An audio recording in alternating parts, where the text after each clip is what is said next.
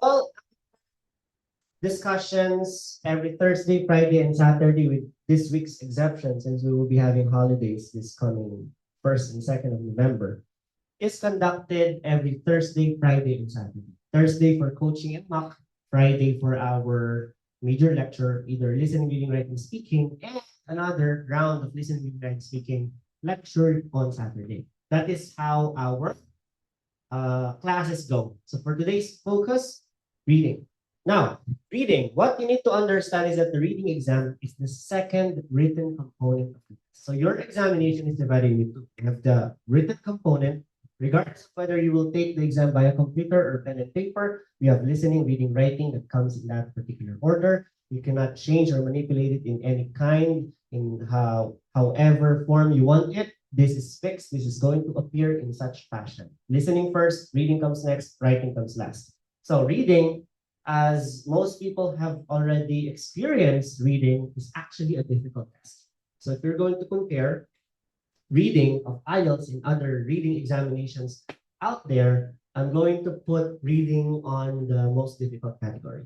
So you will understand later why. So I'm going to explain everything, why it's difficult, what am I going to do to approach this kind of difficulty? What preparations do I have to take? So no break after listening test. So after the test is over for the listening, which will run for about 32 minutes, 30 minutes for the audio to play, 2 minutes for you to check your answers, then you jump right into reading right away without any breaks in between. So I'm going to pee. Let's say I need to pee, I need to go to the bathroom, I have to do my shit.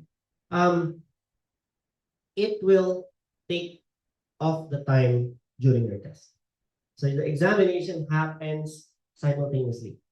So for example, all the PCs for the computer delivered exam has its own countdown timer. So you need to go to the bathroom, the countdown timer still goes. So if you're going to spend 5 minutes in the bathroom, 5 minutes will be the time scratched off from your countdown timer, unfortunately. So how long will the test last? An hour, exactly, 60 minutes. You have 40 items to answer. If you divide it, you roughly have to spend 1 minute and 30 seconds per item. That is how fast you have to acquire each item. So you don't have to stay too long for one particular item because it will definitely ruin your test taking strategy. So definitely time is not on our side. Unlike listening, they will give you time to look for questions, time to listen to the questions and answers themselves, and time for you to check per part, right? So that is how generous the listening subtest is. But in reading, you have to be quick. 1 minute and 30 seconds, guys. It's not going to last very long. So you have to search, you have to apply various strategies, test taking strategy to at least answer all the questions. So for pen and paper based exam, you are given answer sheets. But on the computer based exam, you're not given one. Your answer sheets are virtually uploaded on your PC, which you will get to experience later. Okay? So there's actually a difference between academic and GT. For academic, your examination is more difficult. It contains only 3 passages, but long. And you also have to get 30 points out of 40 items for you to get a band 7. Again, both ACAD and GT reading tests have 40 items in total, which you have to finish for an hour, 60 minutes total, 1 minute, 30 seconds per item. Now, how many points do you have to get if you're academic in order for you to get a band 7? Only 30 points. Okay? Is that going to be manageable? Somehow. I hope you can manage getting 30-point performance in your test because that is the only way you can get a band 7 minimum. Meaning, the more points you rake up, the higher band score you will yield. Now, for the GT, you also have 40 items to supply answers to. However, in order for you to get a 7, you have to get more points, which is 34 at least. So if you get 34, that is equivalent to band 7. Sir, They're not same, right? Okay. If you get 30 in ACAD, that is equivalent to 7. If you get 30 in GT, that is only equivalent to 6. Are you getting the point? So GT's standard of conversion is much higher. Parang conversion lang yan ng Australian dollars to US dollars. Mas mataas palitan ni US dollars kaysa ka Australian dollars. I hope naiintindihan niyo. Okay? And mas madali si GT. Meaning, is it easier for me to get a band 7 in GT than getting a band 7 in academic? You would be surprised to find out the answer is yes. GT's content is elementary level. If you remembered your reading tests during elementary days, like we have an essay here, what is the main idea, and some questions related to the passage. That is how GT reading goes. But for academic, since this is academically printed material, the passages that you will see on your academic reading test are actually published articles. They are related to science and stuff, history, which you may or may not be familiar with. That adds up to the level of difficulty that academic reading already has. So, okay. So again, what have I known so far in this lesson? Reading is difficult. That's it. That's the only thing I would like you to understand.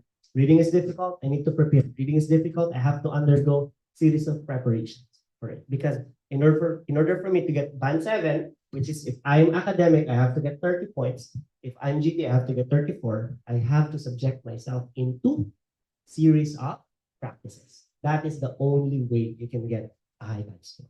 Again, some people only want to get a band 4. Others would like to only get a band 5 for them to apply their visa for Canada, for UK, or whatever place you want to go to. But when it comes to the visa application process, particularly for Canadian immigration purposes, meron kasi silang tinatawag na express entry provincial nominee, which means that the higher band score you get, the better chances of you getting invited to come to their country. Kasi through invitation yan. So meaning, if I'm going to get a band 5 for a Canadian visa application, will I be able to get 5 in reading? Yes, you would be able to get 5 in reading because getting 5 is pretty manageable. If you're a GT, you only have to score somewhere around 23, 24 points, which is manageable. Again, GT is easier than academic. However, trust me on this, the more points you get, the better chances of you getting invited or your family being able to come to you together to Canada. So, understood the context. I want you to get the minimum score of 7. And for you to do that, if you're academic, you have to get 30. If you're GT, you have to get 30. Are we clear? Okay. Questions? Okay. So, similarities. Well, they both last for an hour. No extra time is provided after the hour allotted for the test. So meaning once the time expires, that's it. There's no extra time involved for you to transfer items, etc. So that's it.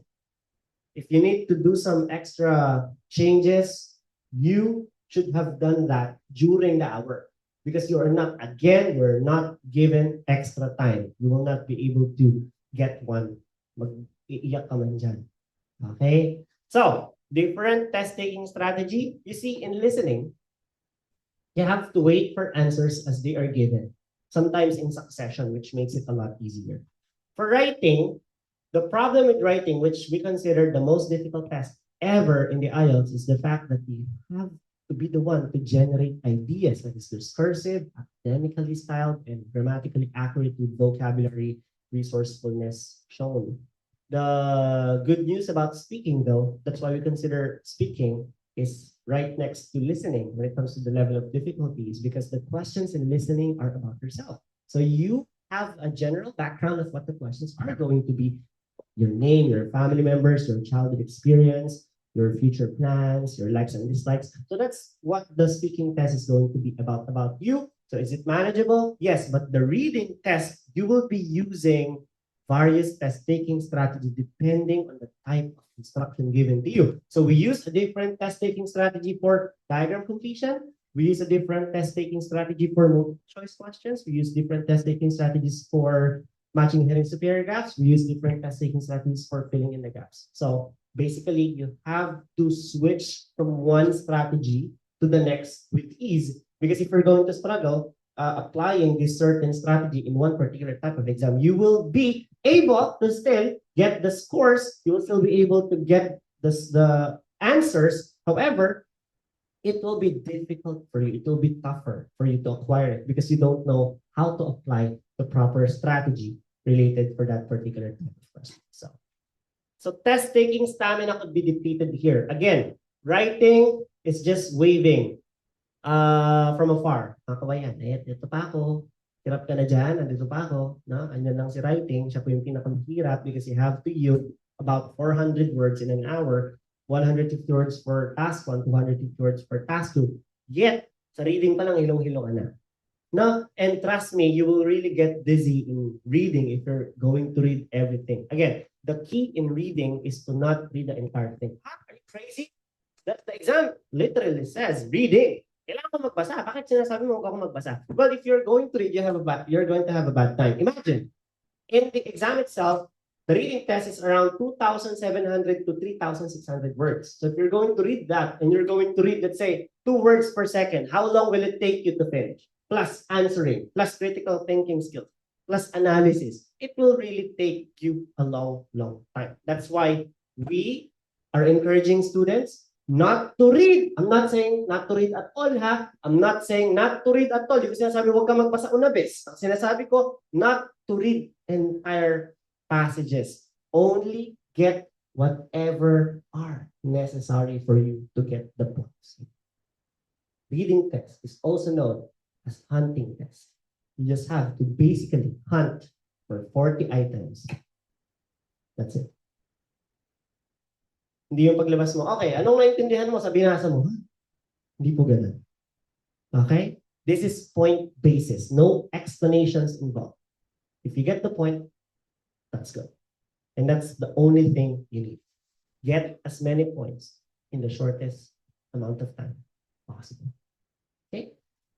So, difference with the computerized exam, you see the advantages for computer and pen and paper-based exam is on the computer-based exam end.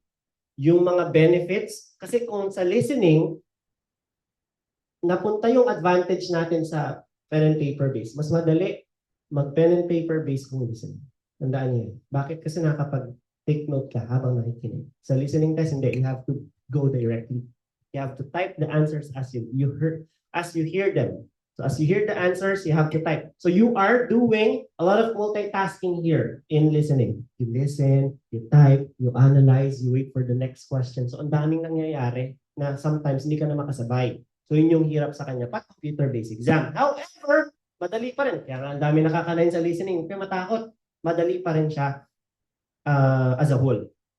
So for the reading test, yung mga advantage na meron si computer-based exam, nandito lahat. May disadvantage tayo kay writing. Yes, we already get that. Kasi of course, if you're not a good typer, you're not a person who types well, who doesn't know how to navigate through the keyboard well, then definitely you'll be having tough time typing letters, right? Typing characters on the keyboard. But for the reading test, ang daming benefits at eto na po, panoorin na po natin ang benefits na meron siya.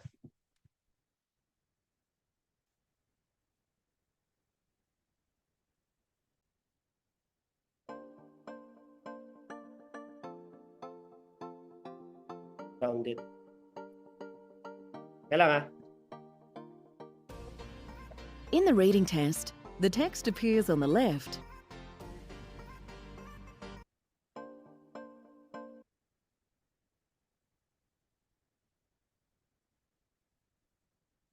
Good.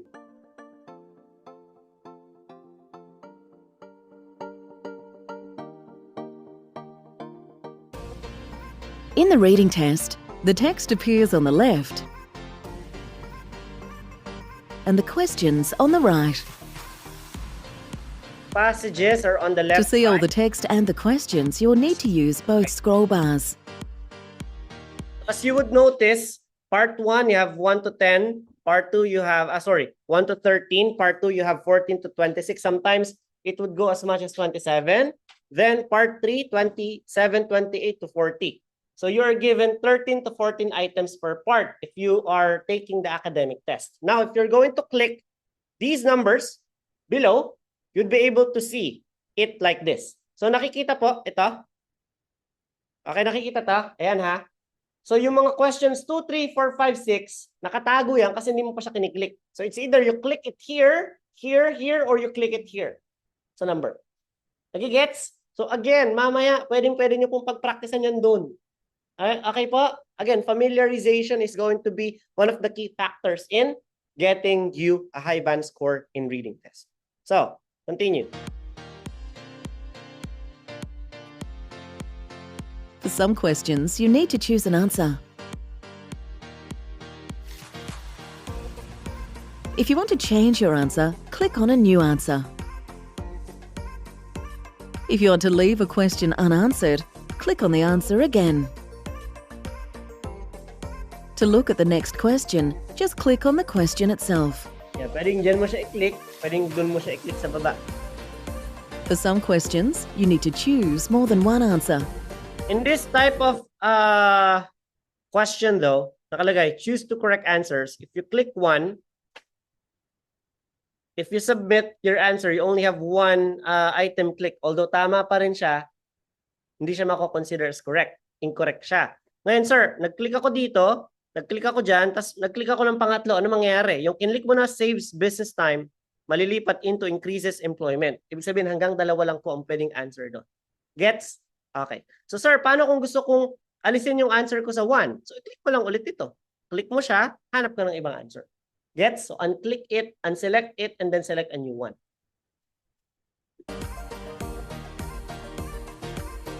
If you want to change any of your answers, click on the answer you want to change and then click on your new answer.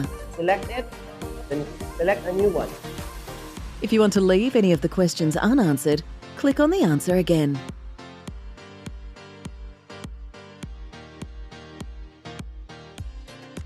For some questions in the reading test, you need to choose which paragraph or section contains the information listed in the table. So in the case of doing the reading test via pen and paper, you literally have to take some notes, to underline keyword, and to write your answers directly. But here, this is very interactive. You just have to click. You just have to interact through the screen using your mouse, using your keyboard. That's very simple. Remember to scroll to read all the text. Another beauty of the reading test For is each that you're question, able to click on the correct scroll space in the so that you can make this part appear much closer to the one you want to compare it with. So the referencing now becomes much easier. table. If you Timer want to here. change an answer, click on your new answer. If you want to leave the question unanswered, click on the answer again. For some questions in the reading test, you need to click on a heading for a paragraph or section We and call move this it into the gap. drag and drop method. You click the answer, you drop If it. you want to change your answer, move another heading into the gap. So this is how you change. If you want to leave the question unanswered, move the heading back. Click it, return it. And for some questions, you need to write your answer on a gap in a diagram.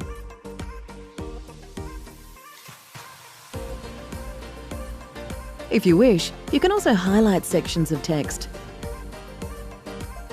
To do this, left-click and drag your cursor over the section of text or question you wish to highlight. Then right-click and select the highlight option. To remove highlighting from the text, right-click on the highlighted area and select Clear.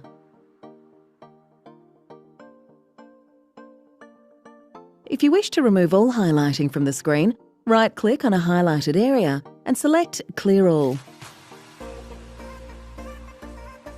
You can also make notes on a section of text. To do this, left-click and drag the cursor over the section of text or question you want to make notes about. Then right-click and select the Notes option. Your chosen section of text will be highlighted and a yellow notepad will appear. You can write your notes on this. A reminder. Click on the cross in the notepad to hide your notes. To see your notes again, click on the highlighted section of text. If you want to see which areas of highlighted text have notes, move the cursor slowly over each area of highlighted text. If a small orange box appears, it means that the highlighted text contains notes. To remove notes from text or questions, Clear. right-click on the highlighted area and select Clear.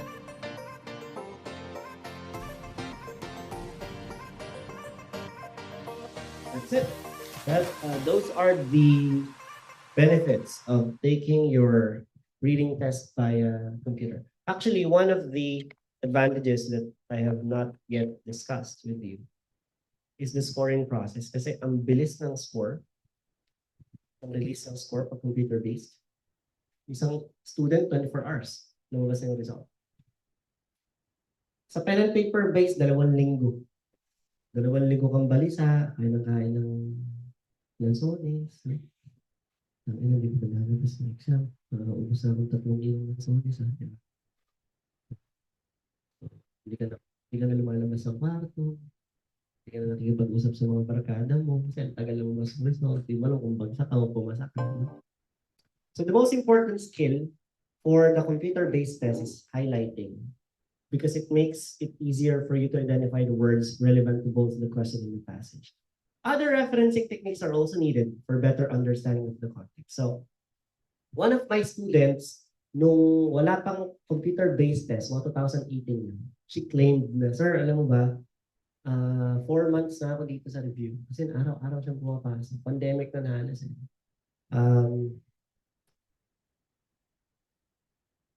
Puro 5.5 lang ko nakukuha kong score.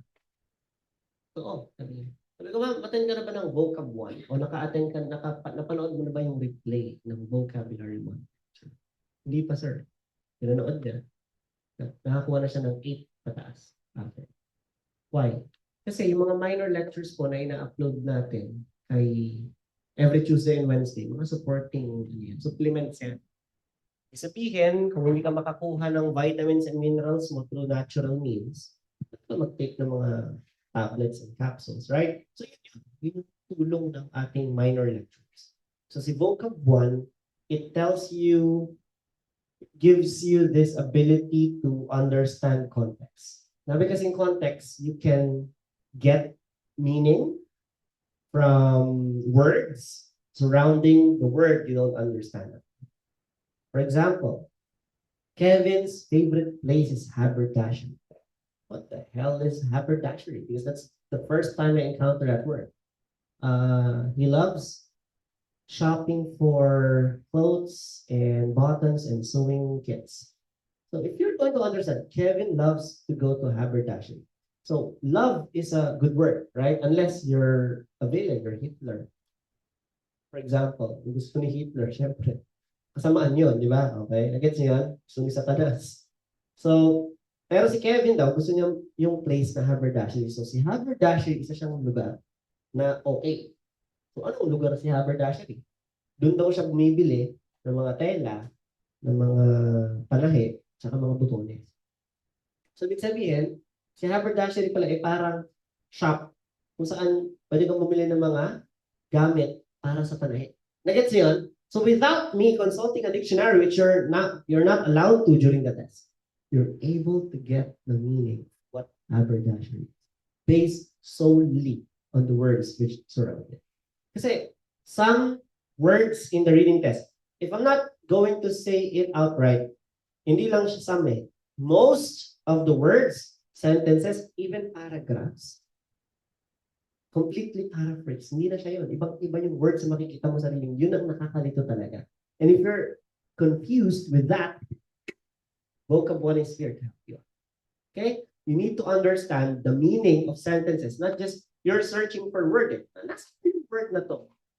Halimbawa, ang hinahanap kong word is exchange. The respiratory system functions to exchange gases from the organs to the environment. Exchange, at kung makita, kanina pa ako hanap, yun pala, switch pala yung ginamit na word dun sa passage.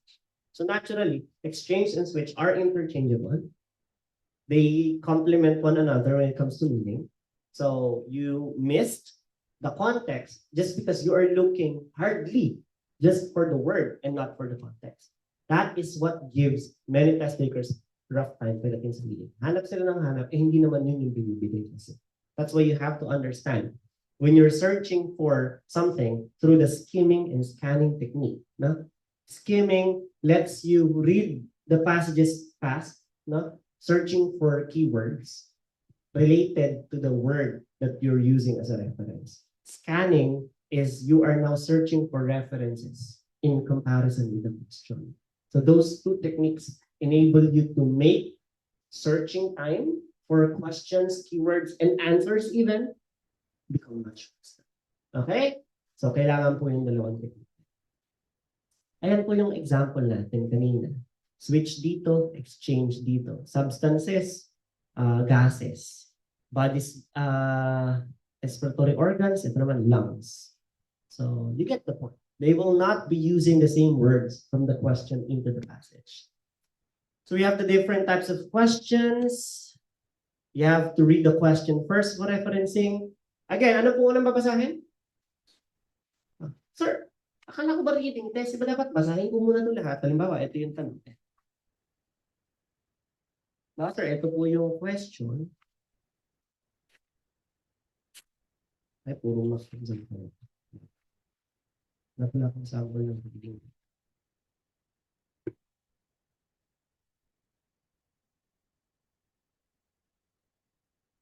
Dapat basahin ko muna itong wrap up your visit with a perfect gift. Diba? Tsaka ako titingin sa tanong, hindi ko difference in culture and blank can be overcome by gifts. Hanapin mo lang yung difference in culture na pwedeng i-overcome ng gifts. Culture and blank. So ano nga hanapin mo? Culture. Culture. You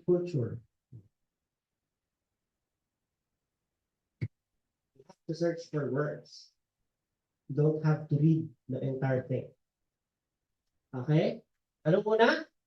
Read the questions. Next, read the passage. And then, answer your questions. Considering timing. Again, hindi ko po sinasabi na masyado kayo maging conscious sa time. Bawat segundo ba ay mahalaga? Hindi po gano'n. Abay, OA. Okay, OA. Okay? Kasi pag gano'n, magiging self-conscious ka sa time. Nakakadagdag po yun sa kaba, sa pressure na nararamdaman mo. Kasi nakikita mo yung oras, lalo pag gumagalaw siya talaga, nakakadagdag sa pressure. So, anong gagawin natin? So, kung sa academic ka, 3 yung passage. Again tatlo lang po yung passage. From 1 to 13, 14 to 27, 28 to 40. Kailangan 15 to 20 minutes na sa tapos mo na yung part 1, the passage number 1, nasa number 14 ka na. Sabi mo, okay, I still have remaining of 42 minutes. Ibig sabihin, you're much faster than expected. So, kasi nga, as you progress towards the end, the questions become increasingly difficult. So, ang topic mo sa part 1 is about mosquitoes. So, part 2 is about the history of baking. And then sa part 3 naman, outer space. So, syempre, outer space, medyo may mga jargon niya. Medyo doon yung mahirap na part. So, yung mga nasa save mo na time, dadalhin mo din sa akin. Sa GT, ganun din. Every 15 items counts 20 minutes. So, kung 5 to 6 ang passages nyo, 10 minutes per passage. Dapat ganun kang kabilis. So, one of the most difficult parts of the reading test is called the matching headings to paragraphs. Bakit po? Actually, I want to violate my rule for this type of question. Kasi, in all types of questions, nakita natin types of questions kanina, pakita natin ulit. Nasaan sila? Pakita natin. Ayan, sa summary completion, matching headings, identifying writer's views, multiple choice, selecting factors, table completion, matching causes, sentence completion, short answers and questions. Yan lahat na yan, we follow the read the question first. Sorry, read the question first, read the passage next to reference. But in the case of matching headings, it violates the law completely. Why? Because matching headings to paragraphs requires you to understand the main idea of the passage. Meaning, you are going to require yourself, subject yourself to read the entire paragraph. That's going to cause you a lot of problem. Why? Why? Because we are trying to save as much time as possible. And yet, this question right here wants me to read the entire paragraphs. Paano kung hanggang paragraph G? A, B, C, D, E, F, G. Itong paragraph ang kailangan basahin. Ang haba ng paragraph, ganito. Isang paragraph.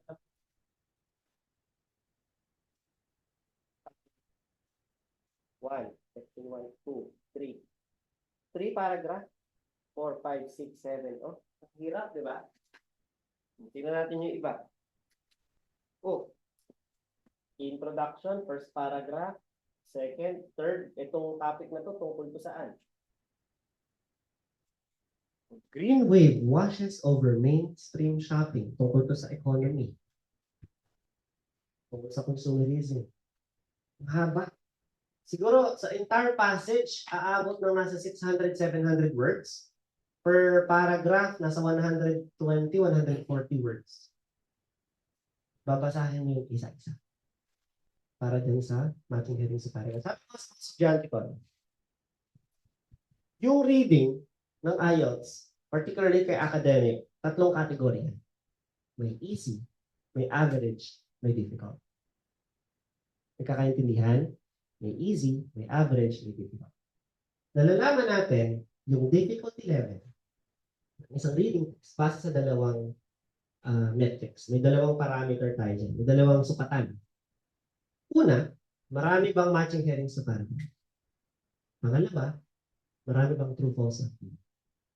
Total items sa matching headings sa paragraph plus true false not given is around 15. Ibig sabihin nun, hindi ka paborito ni Lord. Okay? Totoo yun. Ikaw yung tataya, alam niyo scratch it. Ano to? Ikaw yung mag-scratch it, tapos yung kasunod mo siya makakakuha ng jackpot. Yung hindi ka paborito ni Lord. Alright? So, yun yung mga tinatawag natin, may balat. Totoo po yan. So, kung marami kang matching headings, marami kang true false not given, kasi wala sa iyo ang pabor. Okay? Mahirap po ang exam mo. Siyempre, looking back, di ba, after a year, sa Canada ka na, lalaro ka na kasi. Flashback sa iyo. Matching headings. Mga pinagdaan ng hirap yan. Sabi mo sa asawa mo, alam mo ha, ang dami ko na rin palang pinagdaan ng hirap. Ano ba? Naglalaro kayo. Kasi, yung anak niya nagmatakbo. Dami ko rin palang pinagdaan ng hirap. Yung pamilya ko doon sa Pilipinas. Mga kamag-anak na. Hindi na talaga kami pababa. Bata pa lang kami. Mga baon natin. Nag-reminis ka. Oo nga eh. Naalala ko, nag-take ako ng ayos. Yung tangke na, 20 matching headings. Yung paragraph, tsaka true false na given. Kasama yan sa ilulok back mo pag nagtagumpay ka na sa buhay. Kailangan mo itong nagpasan. Okay po? So, wala ka ng ibang masasabi na nagpasan ko. Ang hirap na to. Kasi kung nabasa may hirap na to, hirap talaga eh. Para ka nanganak ng kambal, tas normal delivery. Yan po siya. Matching headings sa paragraphs. Dalawang klase ng matching headings sa paragraphs. Yung una,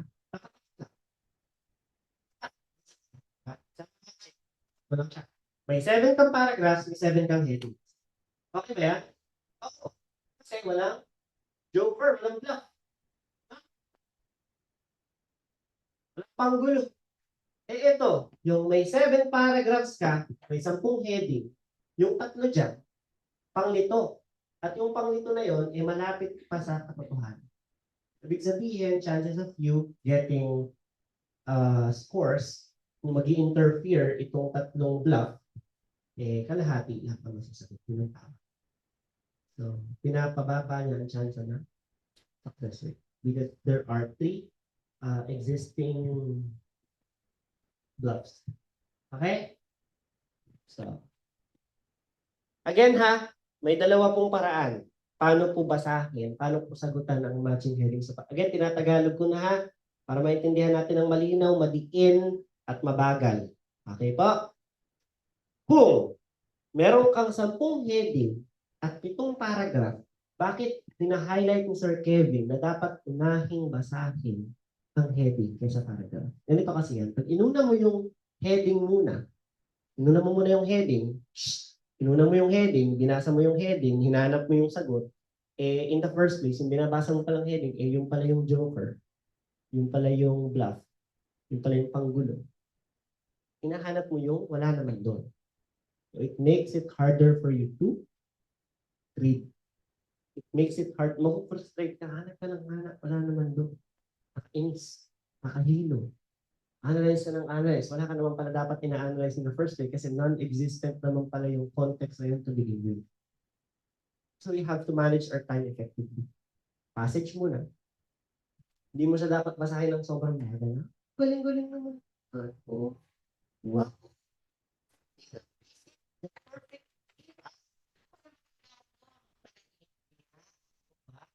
Manghang-mangha ka pa, nakaka 15 minutes ka na.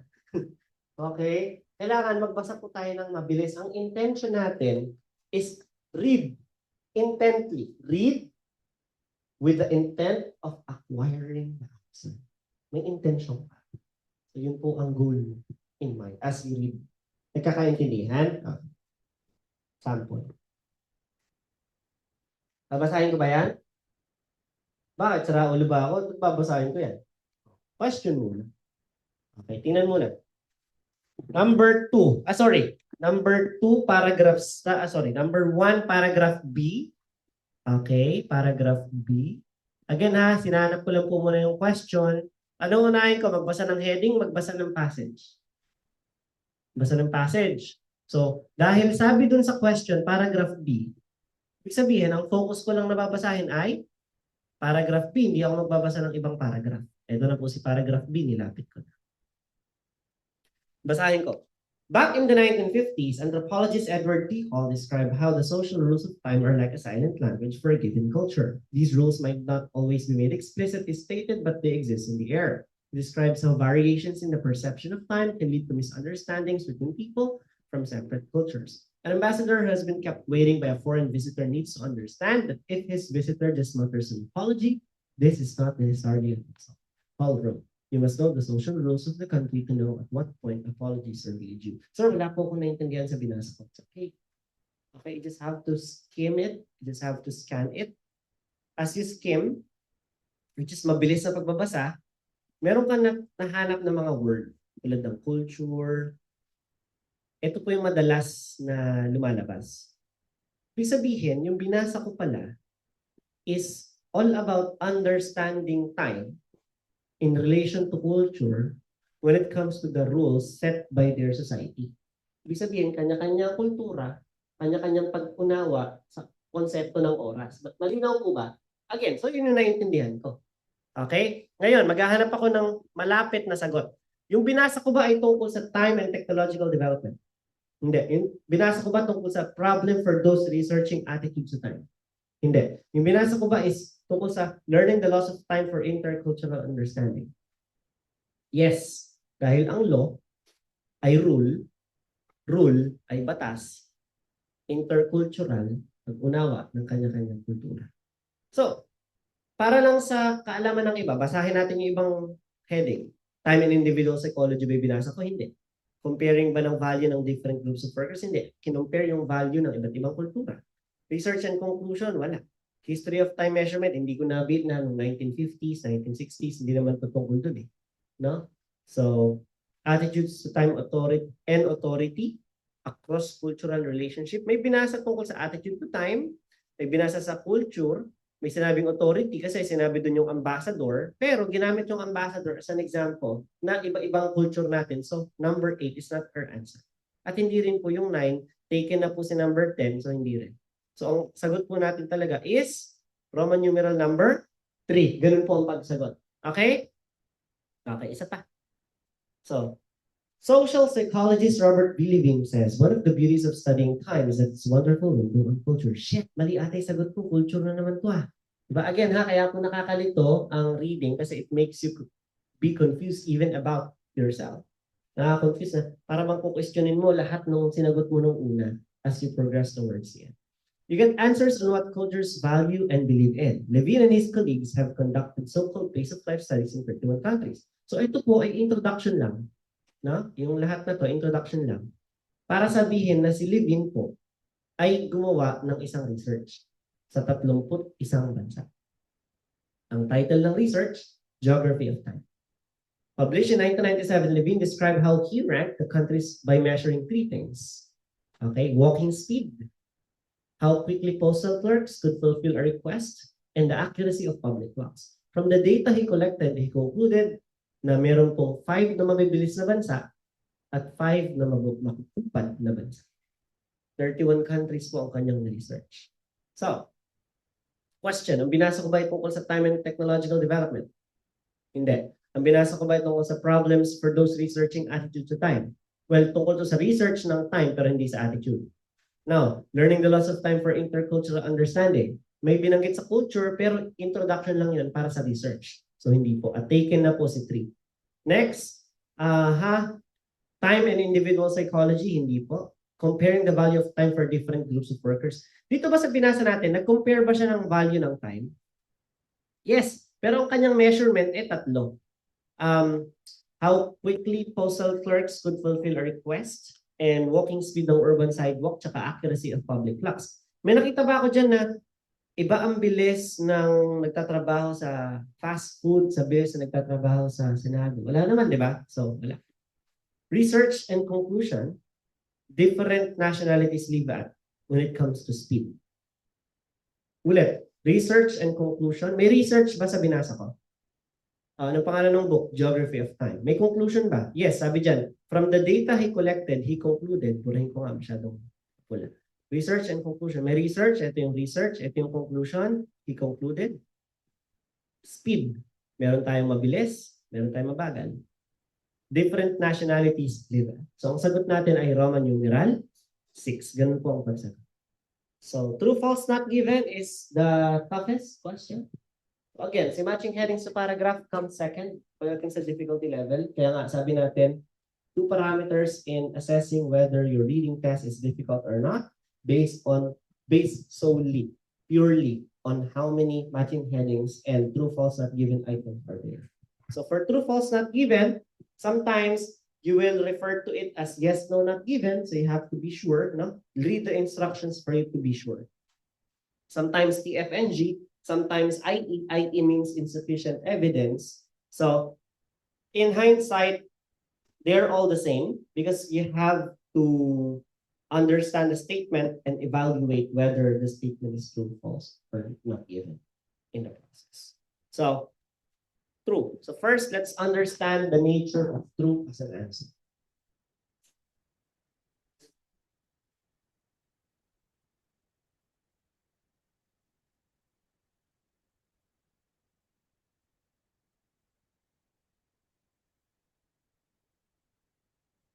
So in understanding the nature of true as an answer, you have to understand one word.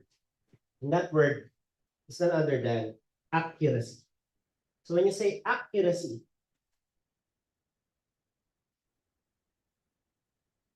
okay? When you say accuracy, it refers to the similarity down to the smallest detail. So if I will read the question here first, as expected magbabago lang po ang ating rule how to answer questions if this is true, false, if this is matching headings to paragraphs. But for true, false, not given, it remains the same. We read the questions first, then clear? Now, upon reading the question, it says, in the world today, there are at least 1 million students learning English abroad. Now, I refer to the passage as expected. They will not be using the same words. So I saw there are around more than 1 million students studying the English language in another country. If I'm going to understand the context, the nature of either statements, from the question it says, may mahigit 1 milyong nag-aaral ng English sa ibang bansa. Pag tinagalog mo yung nasa kanan, yung passage, may mahigit 1 milyong nag-aaral ng English sa ibang bansa. So, parehas po ba sila? Yes. It is accurate. It matches everything down to the smallest detail. Therefore, my answer is true.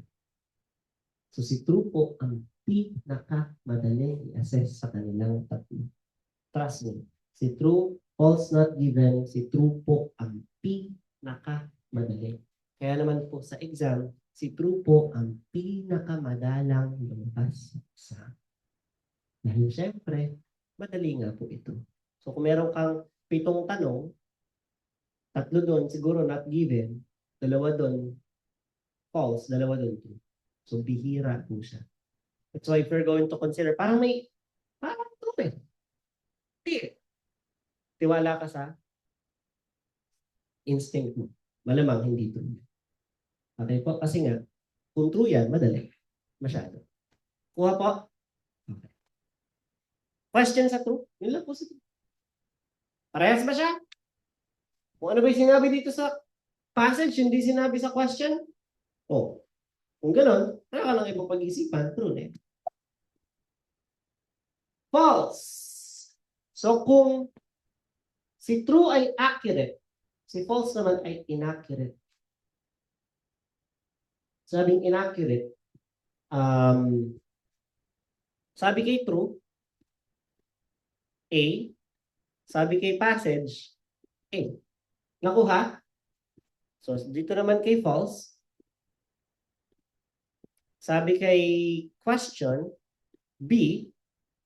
Sabi kay passage, A. So they're not similar. Nakuha po. Kakaintindihan?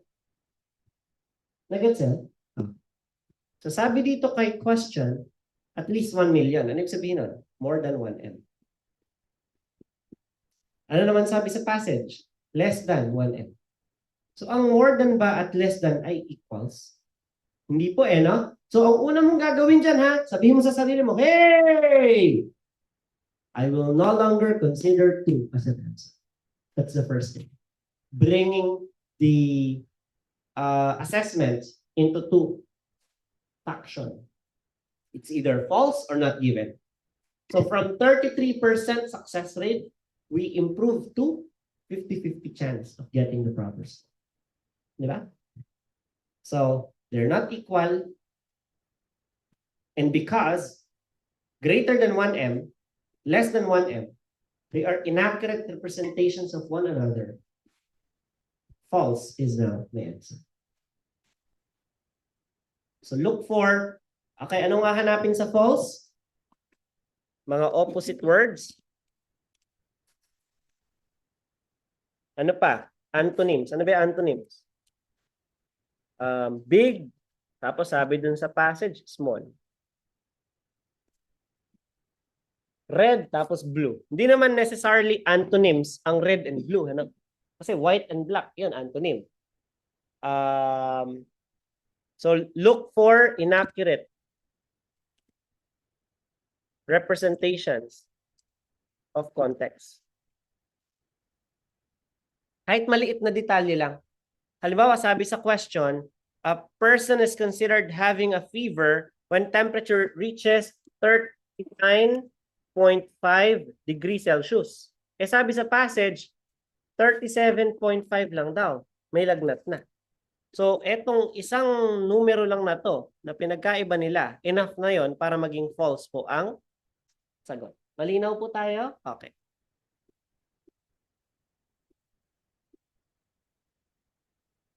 Okay. Ang ibig sabihin nito, yung lugar na pag-aaralan daw is nakadepende sa proximity to home. Ano ibig sabihin ng proximity to home? Lapit sa bahay. Ang sabi sa passage, sa kakayahan daw ng bulsa. So, anong sagot mo dyan?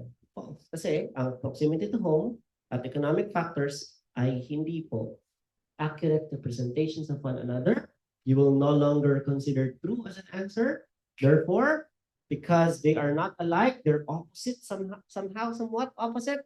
So false is now what our answer is going to. So this is the first type of false, ha? Kasi may dalawang uri ng false. Okay, yun po yung una. Sa pangalawang uri ng false, we call this the missing info. Missing info. Now, what makes this crucial is you have to determine exactly where the missing info is. Kasi kung ang missing info mo is sa iba nakalagay, hindi na po false ang answer natin, which you will find out later why. No? So sabi sa question, the lab card shows student's name and number. So ilang pieces of information? Dalawa. Sabi sa passage, student's name, course, and number. Ilan ang pieces ng information? Tatlo. Parang sinabi dito, okay, ilang kayo magkakapatid? 4. Sabi ko, alam ba sir, tatlo sila magkakapatid. Boy, hindi totoo yan, false yan. Nag-gets yung point? Okay? Ang absolute truth, okay? Ang absolute truth ay nasa passage. Yun ang totoo talaga. Ang question lang ng true, false, not given is dinedetermine natin kung ito bang statement na nasa question ay accurate, which is true, inaccurate, which is false, or mamaya ako sasabihin kung paano yung not given kasi yun ang pinaka-critical sa kanilang lahat. So in this case, it says may 4 na magkakapatid, ito yung mga pangalan, tapos sinabi ko sa'yo 3, ito yung mga pangalan, so false yun because it misses one important element, no? One important member of the party. So, missing info, you have to consider that. Now, ito po ha, ang Tagalog niyan. Ganito lang po kasimple. Ganito lang. Simplihan lang natin. Simplihan lang natin, ha? Kulang sa question. Sobra sa passage. False. Sa mahabang version in English, we consider such situation false because the passage that holds the absolute truth is indirectly, okay? This is indirectly represented in the question now with a missing piece of information. Since this is not absolutely correct, it means only one thing. The data is false. Yun po ang paliwanag. Kaya siya false. Sa Tagalog, kulang question, sobrang false. Guys, ang sobra po at kulang ay nasa entity, ha? Okay? Ang sobra at kulang ay nasa entity. Hindi po sa... Kasi mamaya may sobra kulang tayo dun sa passage na i-apply. Bawa, 39.5 tapos 37.5. Sir, dito sobra Oh. Dito po sobra 39, sobra sa 37.5 di ba? Hindi po yun ang ibig sabihin natin sobra. Ang ibig sabihin po natin sobra ay yung ini-enumerate na entity. Nagkakaintindihan po. So, kahit na ito ay ang sobra natin ay nasa question, false pa rin siya because inaccurate pa rin po yung number na nandun. So you have to understand it simply. Once again, ulitin lang po natin, baka may nalilito. We answer true if the statement from the question and the passage represent one another in an accurate manner. For false, there is a difference. Regardless if the difference is small, the answer is no longer true. Since it's not absolutely correct, it now becomes false. Now, another version of false comes if there are missing information. Now, you have to understand where the missing information happens. Because if the missing information happens in the question versus the passage, which means the question has less information, the passage has more information, you consider false as your answer. Clear? Okay. Now, for not given, you know what, guys? Let's be honest. If the question is only true or false, we can manage. Totoo, kaya natin ipasa yan. The existence of this sheet na not given yan po ang komplikado ng sitwasyon. Dahil may bago tayong kailangang i-understand na idea. So yung not given po, Again, makinig. Yung not given is a very simple concept. Hindi nabanggit sa passage. Saan siya hindi nabanggit? Sa passage. Ibig sabihin, may word, may idea na nasa question na hindi mo makikita sa passage. So in the first case of not given, tingnan niyo pong maigi. In the first case of not given, tingnan niyo ha, shows the name, course, number, and year level. Ito naman, name, course, and number. Ilang piece of information dito? 3. Ilang piece of information dito? 4. So again ha, sobra sa question, kulang sa passage. Anong answer?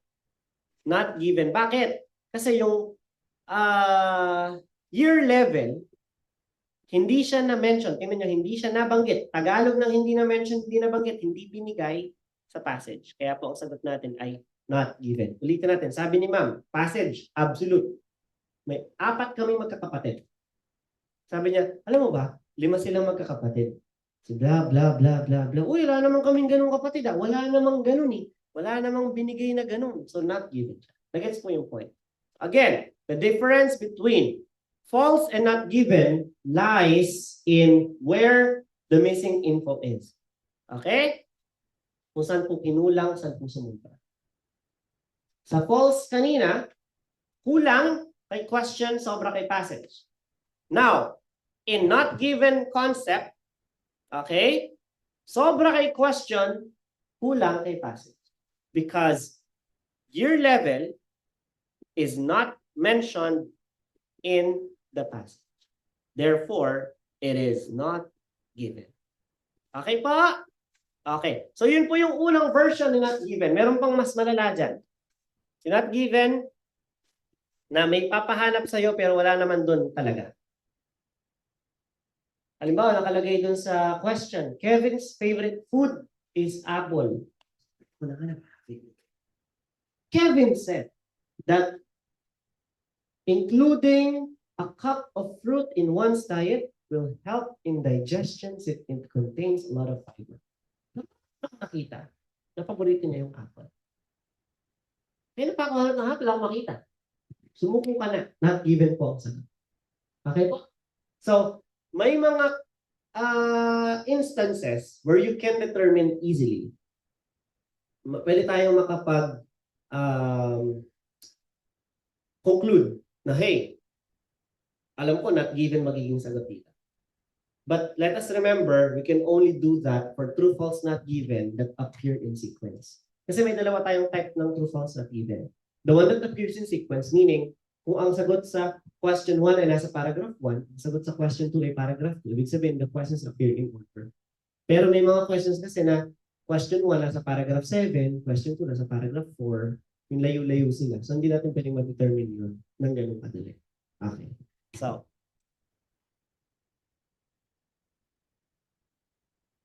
questions po? Wala? Sure? So, sir, sure ka ba? Parang malungkot ka. Pinadaanan ka ba? Kaya mo yan, okay? Alright. So, laro tayo? Okay. Sabi sa question, the lab card shows the student's name, course, and number. Sabi sa passage, the lab card does not show the student's name, course, number, and year level. What's your answer? True, false, not given? False kasi? Sabi false? Sabi false? Ikaw? Sino ba? Bakit false? Kasi nakalagay show, tapos does not show eh. Pag yung ba naman, hindi mo pa nakita, ewan ko na lang. O kung hindi pa sapat yun, 2 beses ng false yan. Kasi, sa name, course, and number, sabi sa passage, name, course, number, year level. Double false yan. Dahil kulang kay passage. So, kulang kay question, sobra kay passage. Anong sagot? False. Next. Sabi sa question, there are subversive elements in children's literature. Sabi sa passage, adults often fail to recognize the subversive elements in books their children read. Yung sagot.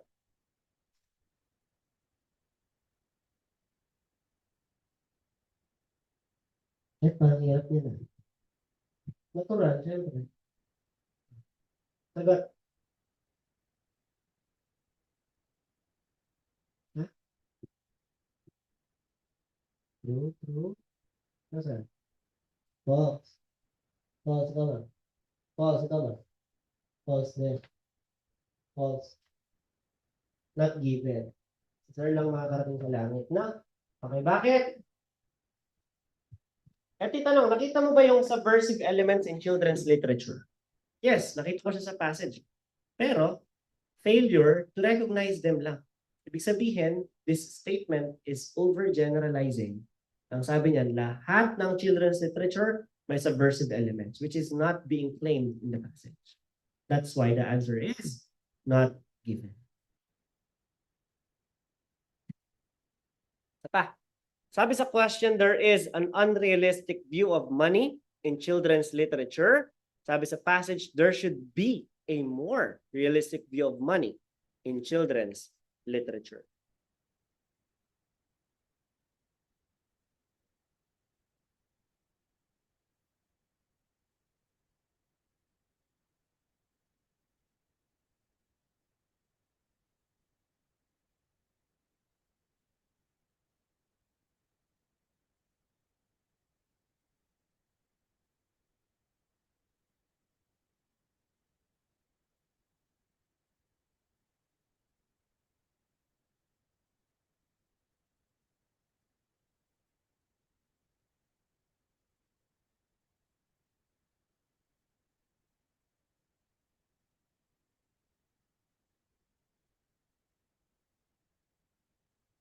Napakatagal naman!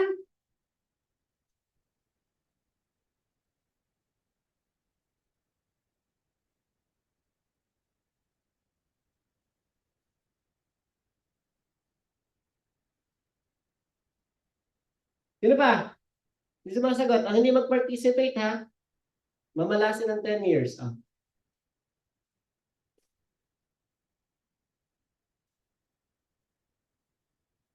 Parang true. Okay. Not even. Bakit? Ate, oh, nakita mo ba to dito? Ah, nakita mo? Hindi. Simple. Sabi nga natin, parang true eh. Pag nagduda ka na ganun, not given ka.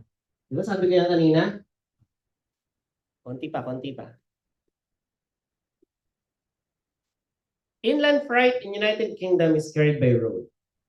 Sabi sa passage, inland freight in United Kingdom is not carried by water. True, false, or not given?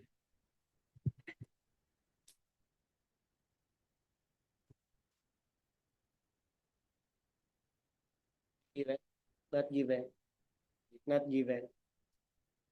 May isang tumalon sa bangin, lahat tatalon eh, no? Kasi isa, false, false, false, false. Not given, not given, not given. Yeah. False. Not given. Kayong dalawa dyan.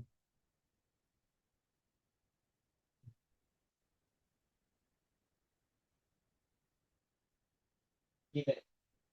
Given. False. Sabi kasi nila dyan, carried by road eh, not carried by water yan eh. Hindi po ganun. No, you are extending beyond the realms of the question. Eh, sabi lang sa question, carried by road. Sabi sa passage, carried by water. Hindi na, hindi siya carried by water. Hanapin mo, nakita ka bang carried by road dun sa passage? Wala. It's not mentioned. It's therefore not. That's it.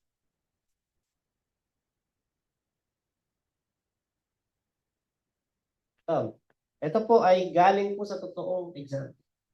Sabi diyan, Johnson has become more well-known since his death.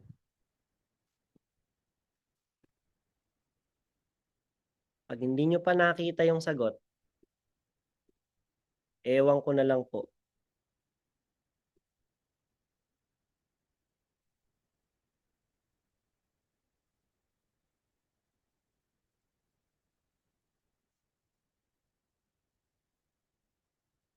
Johnson has become more well-known since his death.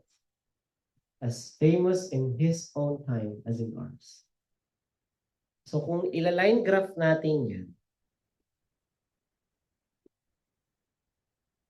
isagot na sila false. Kung ila-line graph natin yan, yung pagsikat daw ni Johnson, ganyan ang trend, sabi sa question. Sabi sa passage, yung pagsikat ni Johnson ay, eto lang. Hindi naman siya masyadong sumikat, kahit namatay siya. Anong sagot? True, false, or not given? Tama, false po ang ating sagot. Sabi dyan, Johnson had been planning to write a dictionary for several years. Sabi, Johnson was a poet. Bigyan natin ang vanishing pen. Gamitin natin tong mga features ng Zoom. Johnson was a poet and critic who raised common sense to the heights of a genius. His approach to the problems that had worried writers throughout the late 17th century was intended. Up until his time, the task of producing a dictionary on such a large scale had seemed impossible without the establishment of an academy to make decisions about right and wrong. Johnson decided he did not need an academy about language. He would write the dictionary himself and he would do single-handed. Johnson signed the contract for dictionary with the bookseller Robert Dawson. He was to be paid in installments. Okay. Pinlano daw ba niya ang pagsulat ng dictionary for several years?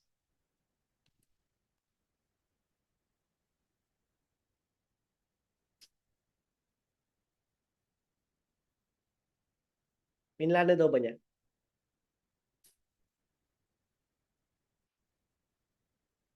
Ano sa sagot pa?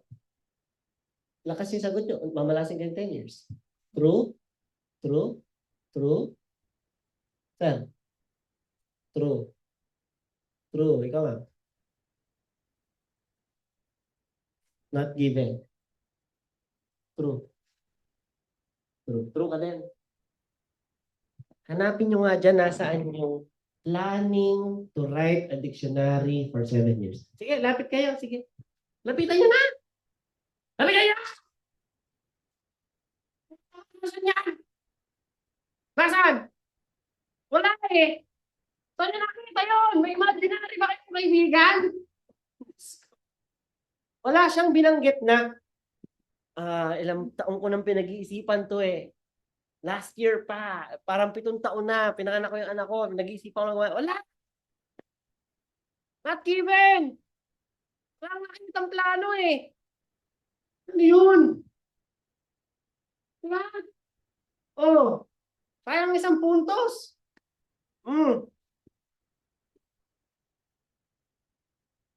Ayan pinula ko na. Diyos ko, pag yan hindi nyo pa namataan. Johnson set up an academy to help with the writing of his dictionary. Sabi dyan, without the establishment of an academy.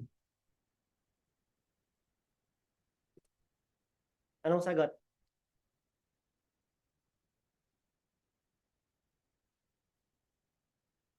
Anong sagot? Ano po? False. False. True. True. True. False.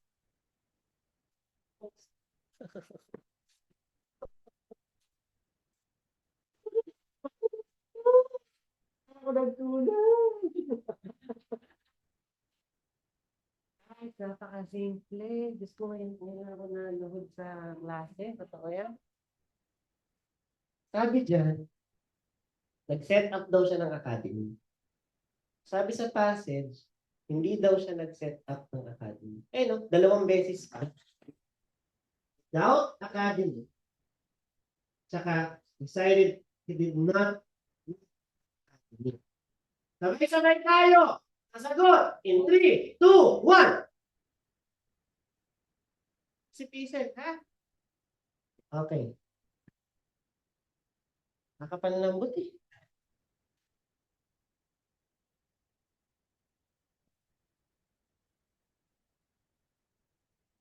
Gusto ko lang kung makita nyo ang difference. Kung ang question natin, in this case po yung question po, fixed. kung makikita nyo, sabi dyan, standards at tertiary institutions are improving. Since sinabi sa passage, standards at tertiary institutions are deteriorating, yung improving at deteriorating ang nagkaroon ng change. Therefore, false ang sagot natin. But in this regard, standards at primary institutions, this is not about tertiary institutions, which is about the question in the first place, which is what the question is about in the first place. Meaning, yung tertiary, hindi siya na-mention sa passage. Kaya naman siya magiging not given dito sa kaso. So, I just want you guys to see the comparison of false and not given. Yan. Sabi, napping is an indicator, according to the passage, which of the following statements is supported by recent research?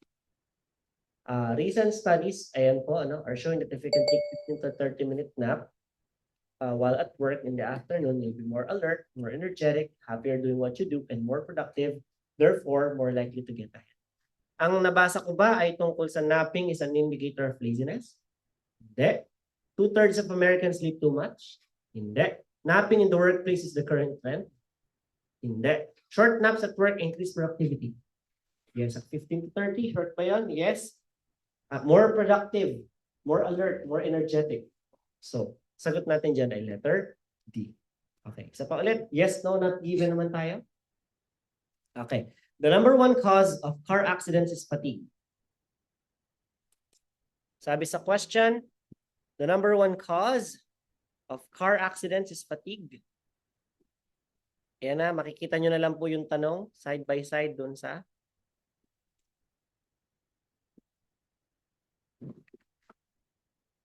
number one cause of car accidents is fatigue.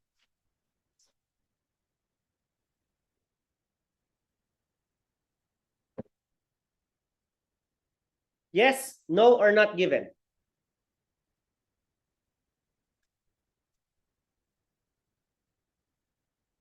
Kayo dito. No. No. Ma'am. Not given. No. No. Okay. So, ang tamang sagot po dyan ay no. Binigay ba yung number one cause of car accidents? Oo. Ano daw ba yung number one cause of car accidents? Sleepiness. Hindi ah. Number one cause is drunkenness. Ayun o, basahin natin. Yun daw sleepiness, pumapangalawa sa drunkenness. So anong number one? Drunkenness, pangalawa sleepiness or fatigue. So ibig sabihin, hindi po number one si fatigue, number two siya. Kaya ang sagot natin ay false or no. Ganon ha, ang analysis natin. Bawi. People who nap in the afternoon are lazy. Okay, matibay yan. People who nap in the afternoon are lazy.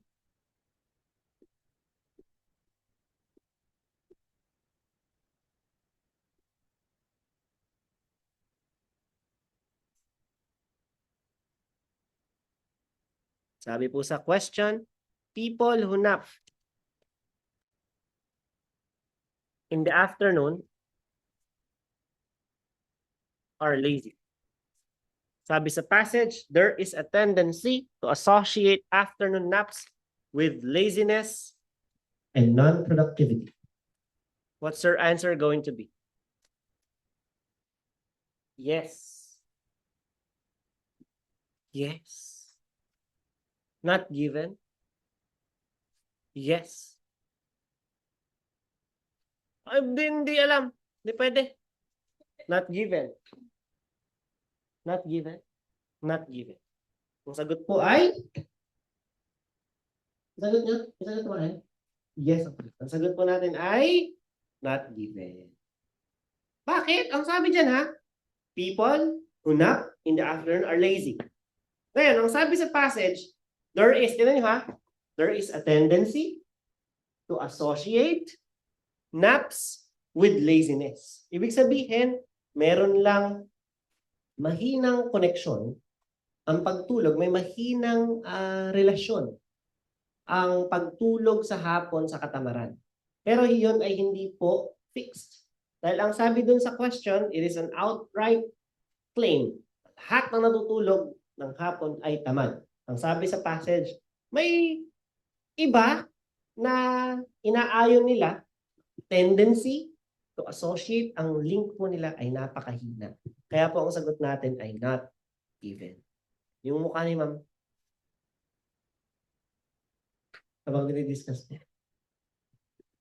Yun ma'am kasi, overgeneralizing statement. Yung people who nap in Daphne are lazy. So, if you're going to compare the claim, tinan mo ma'am mabuti ha, yung people who nap in Daphne are lazy, hindi mo siya makikita as an outright statement. The statement is actually very weak jab.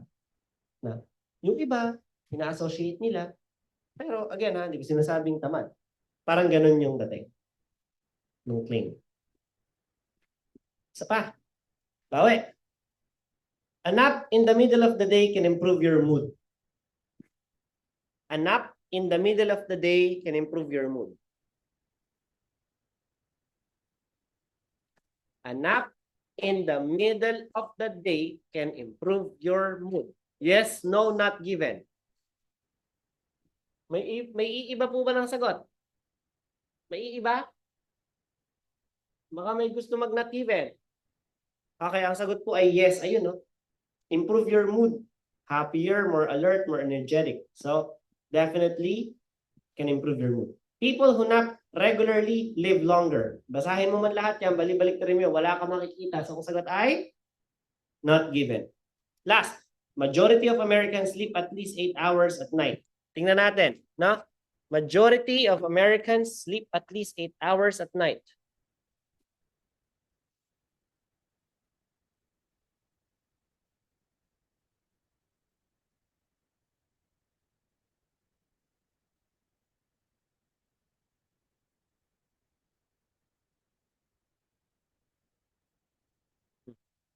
Majority.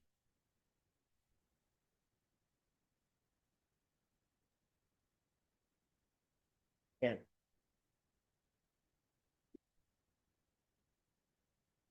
Yes, no, or not given. Sabay-sabay. Okay. Ba't di ka sumabay, ma'am? Ayun, sabi. Okay. Again, i-analyze natin ha. 2 out of 3, yun po ba ay majority? Oo! No, 2 out of 3, majority yun. Oh, majority yun. Pero, ang sabi dito, less than 8, ito naman, at least 8 hours. So, ibig sabihin, less yung isa, more yung isa, no ang sagot for false. Nakuha? O, di ba ganun lang? True, false at given. Kaya? O, naka 2 out of 5 kayo. Ay, nakakaano kasi yung ano, nakakaano yung ano, what is X? Oh. Okay. Next, ito naman po ay diagram. Completion of diagram. So, choose no more than 2 words. Ibig sabihin, pag lumagpas ka sa dalawa, naging 3 yan. Automatic, mali. Even though technically correct. So, sir, ano ba yan? Ang hirap-hirap. Yan, ito lang po. Para di ka mahirapan. Kuha ka ng clue. Sabi nga natin, read the questions first and get clues from the question. So sabi dyan, blank kilometer. So naghahanap ako dito ng number. So from North Pole and equator, ang hinahanap ko dito probably distansya. Tama po? Okay. Next. Sa 2 naman, ang minimeasure natin is again, distansya ulit kasi may kilometers. Pero from this point na, siguro yan yung surface, no? From this point, siguro atmosphere naman to, yung edge niya. Tapos sa 3, may 3 ipo-ipo. So, hahanapin ko po yun, ha? Rotation, cycle, cyclone, no? Ano yung mga terms na pwede kong makita? So, sabi dyan, the distance. Ayun na nga po. May nakita akong km, may nakita akong km. Ngayon, ang tanong, alin dyan yung sagot ko sa 1 and 2? Distance from equator to the pole, which is yung kanina. Number 1, ito yung pole. Gawin nga natin pula. Ito yung pole, ito yung equator, meron dito, may blank, may kilometer, so 10,000. So probably ang sagot ko sa number 1 ay 10,000 kilometers without the km na, dahil nandun na yung km po after the blank, kasi ang minimeasure niya yung equator sa pole, which is exactly what the question number 1 is. Equator, pole. Now, sunod na sentence. To the beginning of the stratosphere or ceiling height na tinatawag is only about 10. So, ang sagot natin sa 2 ay 10 kilometers. Now, the air therefore splits up into several smaller loops or convection cells between the equator and each pole. There are 3 such cells. Ilan daw? 1, 2, 3. So, yun po yung hinahanap natin. Now, there are 3 such cells and within these circulations, mainly north to south. Mula ba siya sa taas, pababa? Yes. South, north, north to south, north to south. So, anong tawag sa kanya? Several smaller loops or convection cells. Hindi pwedeng several smaller loops dahil tatlong word yon. So, meron siyang other terms. So, yung convection cells po ang magiging sagot. Next.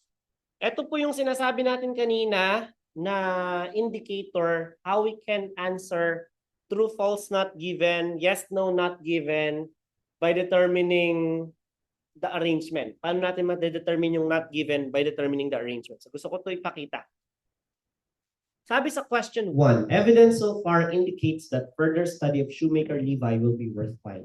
So ito naman po is analyzing the context of the situation. Kasi if you're going to read the entire part here, is that kung hindi natin pag-aaralan yung Shoemaker-Levy na comet, marami tayong hindi maiintindihan. So worthwhile ba siyang pag-aralan? The answer will be yes. So in paragraph 3, it is mentioned that scientists studying the chemical composition of the spots on Jupiter where Shoemaker-Levy 9 or SL9 comet hit, thought they might see evidence of water and oxygen, 2 of the expected products when an icy comet vaporizes. These lines suggest that researchers believe to have witnessed the evidence of water and oxygen at the impact site, showing that the chemical composition of the comet, thus the further study of Shoemaker-Levy 9 will be worthwhile. Hence, the statement agrees with the information. The answer is yes. So, 2, there are no physical differences between asteroids and comets. Guys, madali lang po itong sagutin ha. Sabi sa question, there are no physical differences between asteroids and comets. Sabi agad dito sa paragraph na to, asteroids are rockier than comets. Yet an asteroid can have a halo or tail made mostly out of dust. May physical difference ba sila? Yes. So, taliwas ito sa sinasabi ng 2 na no. So, anong sagot natin? Yes, no, or not given. Opposite ito. So, no ang sagot natin sa number 2. Galing nyo. Okay. Number 3, sabi mo kanina pa ako basa ng basa. Hindi ko siya masyadong, makinig po ah. Magandang technique to. Kanina pa ako basa ng basa, nahihilo na ako. Hindi ko pa siya masagutan. Anong gagawin? Ano pong gagawin? Skip that shit. Waste of time ka eh. Bakit? Pahihirapan mo lang ako. Nakaka 2 minutes and 35 seconds na ako. So kung itutuloy ko pa, 2 item na yung magsasuffer. Sabi ko, pwede naman kitang balikan mamaya. Okay? So, tapos ka sa 3. Hindi mo alam yung sagot pa ha. Sa 3 ha, pumunta ka sa 4. Okay? Pumunta ka sa 4. David Levy, being an amateur astronomer, was not taken seriously. So, ang sagot dyan ay no. Nasa paragraph, pinaliwanag na initially pa lang, sineryoso na siya ng scientific community. So, paano ngayon yung nangyari? Don't allow. Okay. Paano po yung nangyari? Okay. Sa question 1,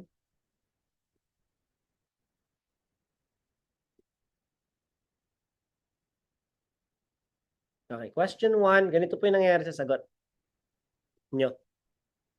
Wait nyo lang. Makinig po, makinig. Okay, question 1, ang sagot nasa paragraph 3. Question 2, nasa paragraph 4.